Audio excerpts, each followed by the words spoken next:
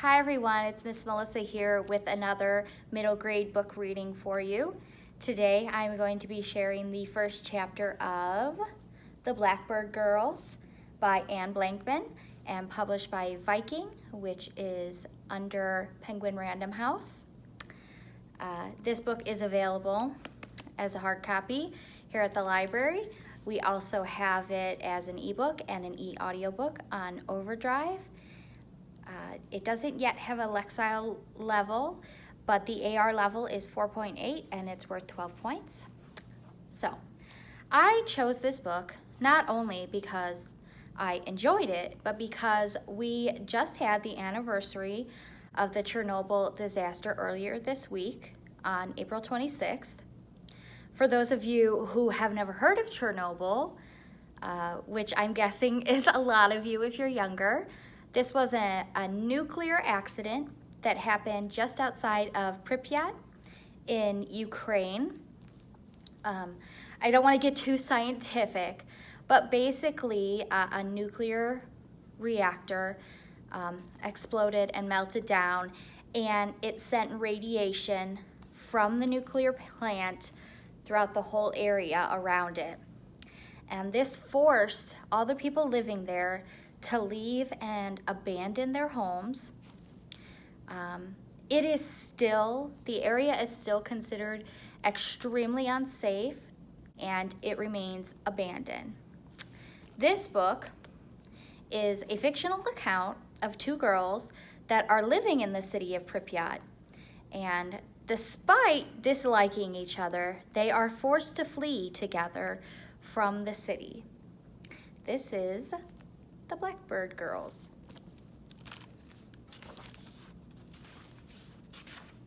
Chapter 1, Pripyat, Ukraine, Soviet Union, April 1986.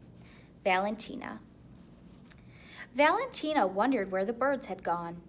They weren't waiting on the sill when she went to the sitting room window that morning. All year she had put slices of salami out for them. Blue jays came every day, and blackbirds sometimes, and sparrows least of all. The birds would stand on the sill, their claws black as soot against the gray concrete, and fly away when she unlatched the window, only to flutter back when she set out the pieces of salami. Today, though, they were nowhere in sight. Valentina leaned out to look. Overhead, no blue jays circled one another, vanishing into the clouds, then reappearing. There were no blackbirds or sparrows either. All of Pripyat's birds seemed to have disappeared. The sky was empty, except for a crimson glow in the distance. Valentina squinted. Usually at 7:30, the sky was the pale blue of a robin's egg. Not now. The sky in the south was red. Smoke churned up toward the scarlet-colored clouds.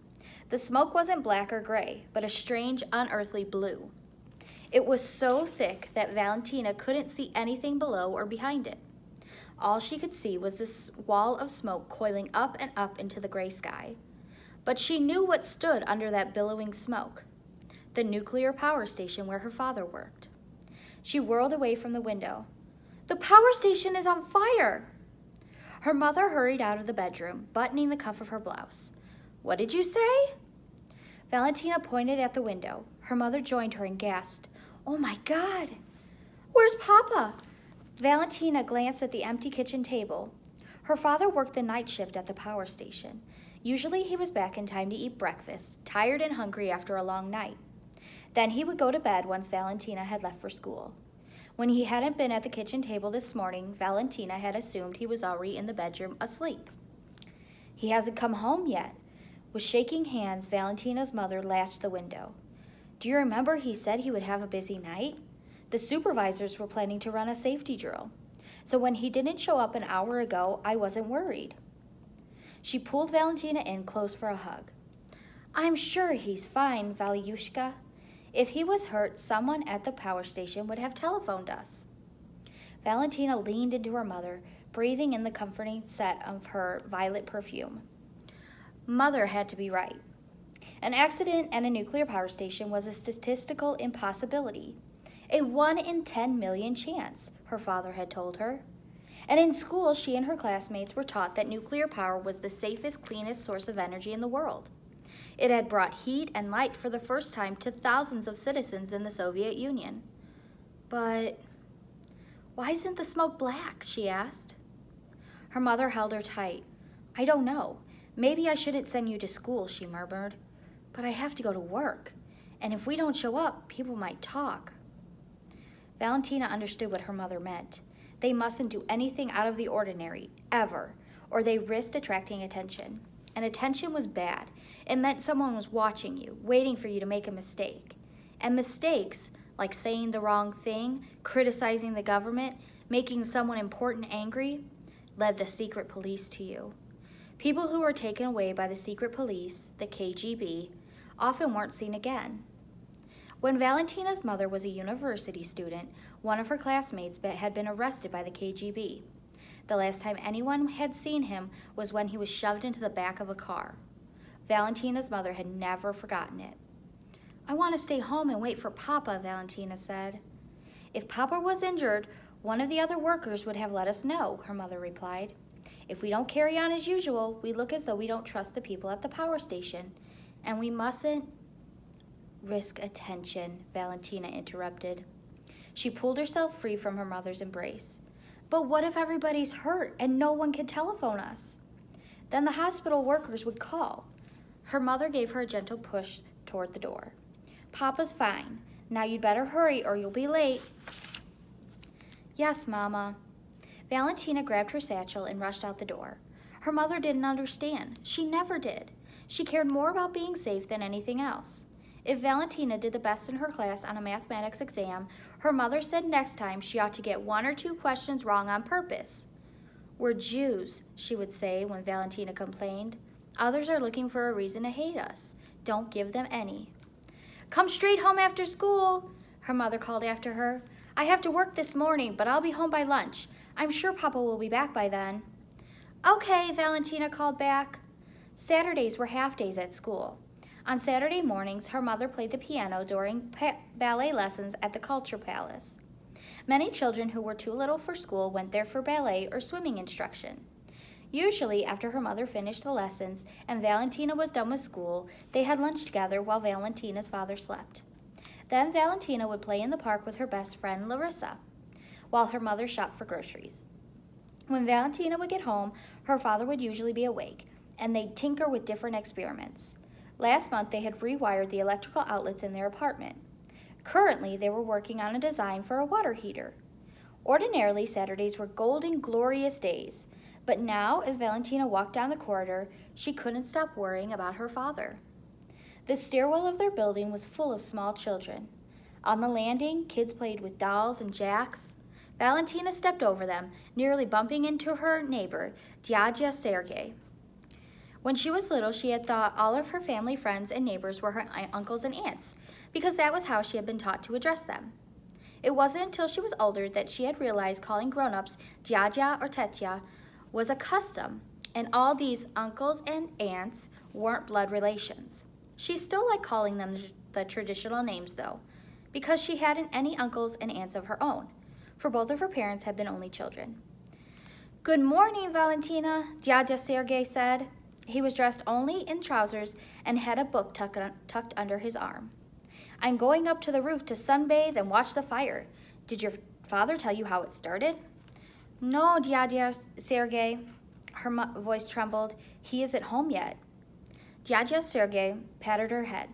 I suppose he stayed to watch the firemen work. You ought to go down to the station, have a look about. It's the sort of thing one sees only once in a generation. He sounded as though he thought the fire was some sort of entertainment. I have to go to school, she said, skirting around him. His laugh followed her down the stairwell. Poor Valentina, having to go to school on such an exciting day is a true misery.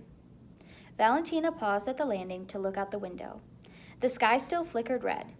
Below it, the city of Pripyat lay burrowed like a bird in a nest. People walked the streets under the scarlet dome of the sky. They looked as flimsy as paper dolls. Blocks of pink and white plaster-faced apartment towers stretched into the distance. The enormous communist hammer and sickle insignia crowned several buildings. Their neon lights darkened the daytime. Beyond them rose the gunmetal gray domes of the 4 reactors of the power station where her father worked. The station's proper name was the V.I. Lenin Power Station, but it was usually called Chernobyl, after an ancient nearby village. Valentina's father said Pripyat was a model city because the station powered electricity for millions of people in the Western Soviet Union. Its citizens got the best of everything, like shaving cream from East Germany and toothpaste from Bulgaria, sweaters from Poland and dresses from Finland, and cheeses and chocolates and caviar. They were lucky to live in such a paradise, he often told her. Valentina knew he was right. She remembered the years they had lived in Siberia, where the winters were so cold you could actually hear your breath turn to ice. Outside, the air tasted of metal, not the wild roses and cut grass that Valentina was used to. No fire should smell like this, she thought. The scent of soot should carry on the air, but not this hot metal that tickled the back of her throat. Everywhere she looked, she saw police officers leaning against walls or standing on corners. The city was a sea of blue and red uniforms. She'd never seen so many policemen in her life. What were they doing here? They couldn't all be from Pripyat's police force. There were too many of them. Some must have been summoned from nearby cities. Were they patrolling because of the fire?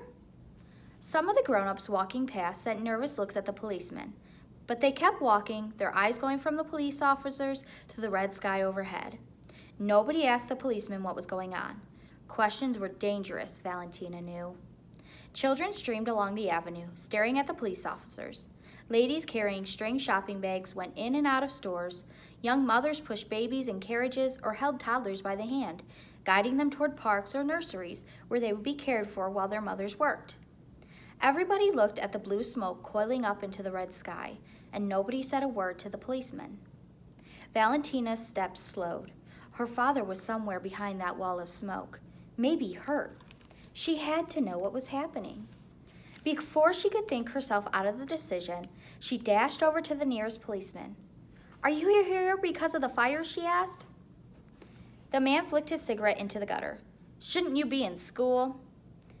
"I'm on my way," Valentina hesitated. Her parents often said her chattering mouth would get her into trouble. Maybe she ought to keep walking to school. But then she thought of the strange blue smoke enveloping the power station and of her father who was in there somewhere. "Why isn't the smoke black?" The man narrowed his eyes at her. "There isn't any smoke. That's steam, and you ought to be accustomed to it from living near such a large power station. Now you'd better get on." "Thank you," she muttered, and walked on, frowning. The policeman was wrong. Steam was thin and gray, not thick and blue, and it didn't turn the sky red. She knew that much from living close to the power station. Was the policeman lying or mistaken? As she went through the school gates, she saw she had another problem to deal with, and it was waiting for her in the schoolyard. Oksana Savchenko. She was leaning against the fence, toying with the white ribbons at the end of her braids. She looked like the perfect Ukrainian girl. Blonde hair, blue eyes, pink and white skin, a porcelain doll come to life. But Valentina knew there was nothing sweet or doll-like about Oksana. The other girl caught sight of her. She pushed off the fence and called, "Valentina, come here." Valentina's heart sank to her shoes. She wished she could run home, but she'd get in trouble for playing truant. Better to get it over with. Squaring her shoulders, she walked into the schoolyard where Oksana stood waiting for her. That was just the first chapter. I hope it intrigues you enough that you want to continue reading on your own. It's a very interesting story and an interesting part of history. Once again, I hope you have a great day, and as always, if you have any questions, comments, or would like to share anything with us, please do so at kids@lcplin.org. Bye, guys.